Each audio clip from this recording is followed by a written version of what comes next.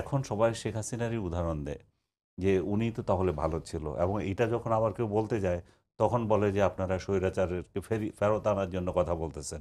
এই তার মানে কি আনিস আলমগীর উত্তরটা একটু ছোট করে যদি দিতেন, 2 মিনিট সময় আছে আমাকে আমাদের বলতে দেন, কাছে। আমি তো বলছি তারপর আসছে, কি চাচ্ছেন তারপরও আসছে, তার মানে আপনার সাথে টকশোতে না আসা?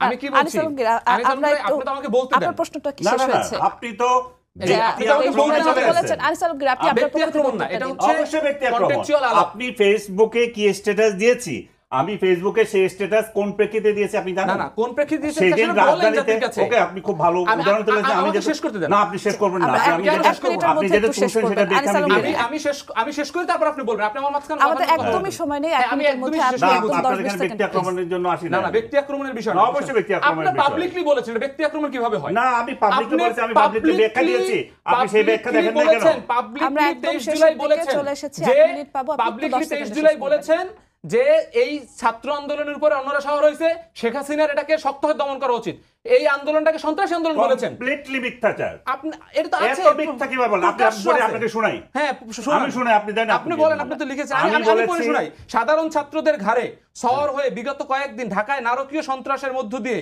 দেশের সম্পদ নষ্ট করেছে বিএনপি জামাত প্রমাণ দিয়েছে রাষ্ট্র পরিচালনায়। তো এটা কি বোঝা গেল? সাধারণ ছাত্রদের গাড়ি সর হয় না রাজনৈতিক দল? এটা তো সন্ত্রাসের কথা বলছেন আপনি। সন্ত্রাস সেদিন বিএনপি জামাতকে আপনি সন্ত্রাস বলছেন? নো। সো যে তিনটা জায়গায় সেদিন আক্রমণ হয়েছিল, কোথায় আক্রমণ হয়েছে? রেলওয়ে আক্রমণ হয়েছে, বিটিভি আক্রমণ হয়েছে, পরবর্তীতে সড়ক দেখা ভবন গেছে হয়েছে। এটা সরকারের প্ল্যান করা আক্রমণ ছিল সেগুলো। হতে পারে সরকারের আক্রমণ। আপনি তো বিএনপি জামাতকে সন্ত্রাসী আক্রমণকারী বলছেন। সেদিন যে আক্রমণ হয়েছে সেটা তো আমরা সরকারের একদম প্ল্যান, আমি শেষ কিভাবে দিকে বলবো? চলে না, এটা তো এসেছি। পরে প্রমাণিত হয়েছে। পরে প্রমাণিত হয়েছে, কিন্তু সেদিন কি প্রমাণ? সেদিন তাহলে আপনি বিএনপির 23 তারিখ কি? বিএনপির ঘাড়ে দিচ্ছেন। বিএনপি না, রাজনৈতিক এবং দলগুলোর আপনি ঘাড়ে শেষ দিচ্ছি। সময় আপনি চলে একজন এসেছি। হত্যাকারীকে ঘাড়ে দিই আনিস নাই। আলমগীর, শান্ত, আমরা একটু শান্ত হতে বলছি। আপনি আমরা প্রকাশ্যভাবে আমরা ছাত্রদেরকে একদমই শেষের দিকে চলে এসেছি।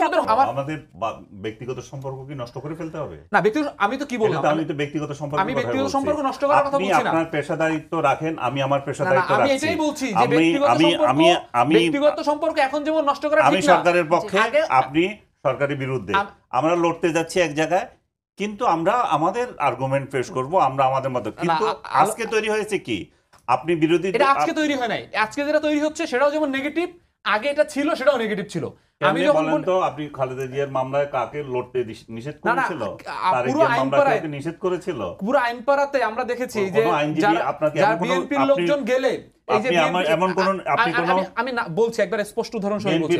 বিএনপি বড় বড় উকিল ছিল, খোকন ভাই, আদার্স, তাদের কে নির্যাতিত হয়েছে আদালতে? আমি আদালত পাড়ায় এই যে মনে করেন মাহমুদুর রহমানের মতো লোক ওখানে আঘাতপ্রাপ্ত হয়েছে, আসামি, আপনি নাম সহ বলতে চাচ্ছেন? আসামি সহ এরকম প্রত্যেকটা জায়গায় আইনজীবীদের ব্যবসা বাণিজ্য আমরা এলাকাতে দেখেছি যে বিএনপির আইনজীবী তার হচ্ছে ব্যবসা বাণিজ্য তিনি চেম্বার বন্ধ দিতে পারেন নাই, এরকম ঘটনাও ঘটেছে। তার মানে যে এখন ঘটতে পারবে সেটা আমরা বলছি না, কিন্তু আগে ঘটেন নাই, এইটা সম্পূর্ণ একটা মিথ্যাচার। যেমন দেখেন এই সময় আপনারা তো পরিবর্তন চেয়েছিলেন, নতুন আমি বন্দোবস্তের তো কথা আপনার সাথে আপনারা একমত যে আমরা না, পরিবর্তন একমত চেয়েছি, হয়ে তো সেটা হয় নাই, আমি।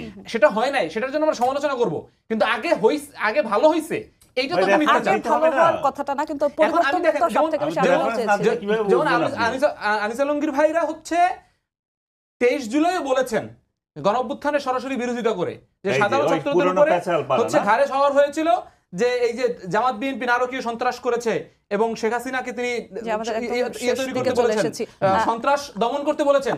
তারপরও আনিস আলমগীর ভাই কিন্তু আজকে আসছেন, এটাই কিন্তু আমাদের কি চেয়েছিলাম, আমরা কি পেলাম। আসলে রাশেদ যেটা বলতে চাচ্ছিল, সারা বাংলাদেশেরই তো এখন এই মুহূর্তে কথা, কতিপয় ব্যক্তি ছাড়া, যে আমরা 5 অগস্ট যে অভ্যুত্থান করলাম, একটা পতিত সরকারকে আমরা বিদায় দিলাম, আমাদের কথা ছিল যে রাষ্ট্র আরও এগিয়ে যাবে, আমরা আরও ঐক্যবদ্ধ হব, সেই জায়গাগুলোতে আমরা বরাবর বিচ্ছিন্ন হচ্ছে, আমাদের হানাহানি প্রতিদিন বাড়ছে। আমি কিছুক্ষণ আগে একটা ভিডিও দেখলাম আমার নিজের এলাকায়, যে দুইজন এমপি প্রার্থী ভাই বোন তারাই ঝগড়া করছে। আমি কল্পনাও করতে পারিনি যে মানুষের মধ্যে এত হিংসা বিদ্বেষ কিভাবে বেড়ে গেছে। এটা আমি ওনাদেরকে করছি এই জন্যই যে আমরা সোসাইটিটা আমরা এত এটা কি বলবো, হিংসা প্রতিহিংসার দিকে চলে গেছে, একজন একজনকে সহ্য করতে পারছে না, কারো সুষ্ঠু মতামত দেওয়া যাচ্ছে না। কতিপয় এনজিওওয়ালা কতগুলো অভিজ্ঞতা নিয়ে চলে এসছেন রাষ্ট্র চালাইতে, তো সেই জায়গায় তো মানুষ হতাশ হবেই। এবং রাশেদ যে বলছিল যে এই দুর্নীতি, এবং আরো আরো কতগুলো ইস্যুস যে তুলেছে, যেগুলো দেখেন আপনি দুর্নীতি হচ্ছে তার কোনো বিচার নাই, এবং দুর্নীতি হচ্ছে ডক্টর ইউনূস একটা লোককে, তার উপদেষ্টাদের বিরুদ্ধে এত অভিযোগ উঠে উনি কোনো দিন কোনো অ্যাকশন নিয়েছেন আমি দেখি নাই। ইন্টারনালি কি নিয়েছেন আমি জানি না, বাট বাংলাদেশের লোকজন দেখে নাই যে কোনো একজন উপদেষ্টার বিরুদ্ধে এত বড় বড় অভিযোগ, দুর্নীতির অভিযোগ ওঠার পরেও বহাল তবিয়তে আছে, এবং কি যোগ্যতায় তারা আছে, কেন তারা থাকবে, এটাও জনগণ কিন্তু জানতে পারছে না। ও আরেকটা ইঙ্গিত দিয়েছে যে এদেরকে নির্বাচন করার ক্ষেত্রে ছাত্র নেতারা ভুল করেছে। আমি মনে করি যে ছাত্রনেতারা শুধু ভুল করে নাই, ছাত্রনেতারা রাজনীতি জড়িয়েও তো ভুল করেছে। এটা ওদের উচিত ছিল এমন একটা জায়গায় থাকা, সর্বোচ্চ জায়গায় থাকা, তাদেরকে মানুষ মুকুট পরিয়ে রাখতো, তাদেরকে মাথায় নিয়ে রাখতো, তাদেরকে যে তারা যখন এই রাজনীতিতে জড়িয়ে গেল, তারা যখন এই সরকারের অংশীদার হয়ে গেল, এইখানেই গন্ডগোল শুরু হলো।